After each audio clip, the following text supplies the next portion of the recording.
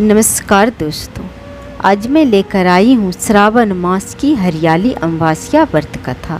सावन का महीना बेहद पवित्र माना जाता है। ऐसा कहा जाता है कि यह महीना भोलेनाथ को बहुत प्रिय है, इसलिए इस महीने में आने वाले अमावस्या का महत्व और भी बढ़ जाता है। धार्मिक मान्यताओं के अनुसार इस महीने में अमावस्या का व्रत करने से पितरों के आत्मा को शांति मिलती है।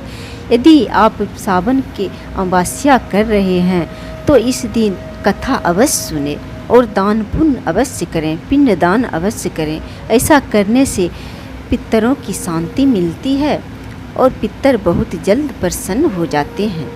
पौराणिक कथा के अनुसार एक नगर में एक प्रतापी राजा रहता था। उन्हें एक बेटा था जिसका विवाह हो चुका था। एक दिन राजा की बहू ने चोरी से मिठाई खा ली और नाम चूहे का लगा दिया और चूहा सुन रहे थे, जिसकी वजह से चूहा बहुत गुस्सा हो गए और उसने मन ही मन ठान लिया कि वह चोर को राजा के सामने लेकर आएगा। एक दिन राजा के यहाँ कुछ मेहमान आए थे। सभी मेहमान राजा के कमरे में सो रहे थे। क्योंकि चूहा तो गुस्सा में था ही, इस वजह से वह रानी की साड़ी को लेकर जाकर उस कमरे में रख दिया जहाँ की मेहमान सोया था। जब सुबह मेहमान की आंखें खुली और उसने रानी का कपड़ा देखा, वह यह देखकर हैरान रह गया। जब राजा को इस बात का पता चला तो उसने अपनी बहू को महल से निकाल दिया। महल से निकलने के बाद रानी रोज शाम में दिया जलाती और ज्वार उगाने का काम करती थी।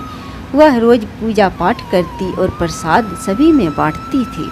एक दिन राजा उसी रास्ते से जा रहा था तो उसकी नज़र उस दिए पर पड़ी। जब वह राजमहल लौटा तब उसने अपने सैनिकों से जंगल में जाकर उस चमत्कारी दिए के बारे में पता लगाने को कहा। राजा की आज्ञा पाकर सैनिक जंगल की तरफ निकल पड़े। जब वह उस पीपल के पेड़ के नीचे पहुँचे तो उन्होंने वहाँ देखा कि दिया आपस में बात कर रही थी।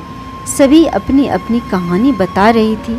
तभी एक बुझे हुए दिए से सभी ने सवाल किया कि तुम भी अपनी कहानी बताओ। यह सुनकर शांति दिए ने कहा कि वह रानी का दिया है। उसने आगे बताया कि रानी मिठाई चोरी से खा ली और नाम चूहे का लगा दिया और चूहा ने सारी बात सुन ली, जिसे गुस्सा होकर रानी की साड़ी चूहे ने मेहमान के कमरे में रख दी और बेकसूर को सजा मिल गई। राजा ने अपनी बहू को महल से निकाल दिया। सैनिक ने दिए की सारी बातें सुन ली और यह बात राजा से जाकर बताई। राजा को जब इस बात का पता चला तो उसने रानी को वापस महल में बुला लिया। महल में वापस आने के बाद रानी खुशी खुशी रहने लगी।